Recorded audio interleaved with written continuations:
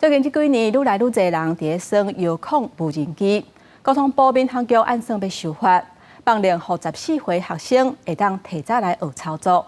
若无人机活动申请的费用，嘛要照期限的长短分级来收费。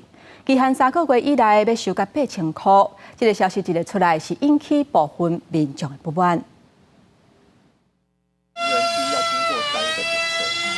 操作大型无人机伫草埔顶快速起飞，伫天顶展现精湛的飞行技巧。因为操作无人机愈来愈流行，交通部民航局要重新修正上路3年的操作无人机管理规则。草案包括甲无人机操作证有效期限为2年放宽到3年，学习操作证的部分申请年纪为即卖16岁降到14岁，互学生囡仔会当量早接触。无人机的教官也拢真乐观看待。 这其实就跟我们学习电脑技能一样，其实越早接触它的学习的方式，它会在大脑里面建构出来，它就是一个工具技能。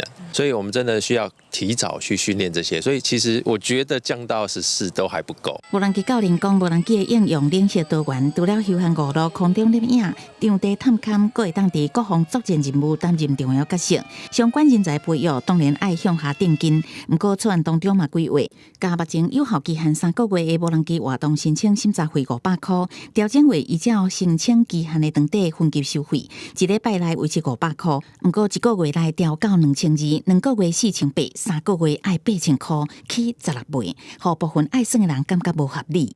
我们再怎么算，其实这个波动的幅度都其实有点太夸张。你涨到一个程度之后，黑飞它的利益大于 合法的状况之下，其实会造成失控的状态。一旦核准3个月期间的活动都要发飞航公告，航空公司跟使用这个空域的这个驾驶员是有一些困难。空域的有效利用为出发点。民航局是讲，无人机管理规则的修法一定明年7月7日上路。不过，这个期间会持续收集这爱算的人所提出的意见，嘛会调开说明会，甲各界沟通。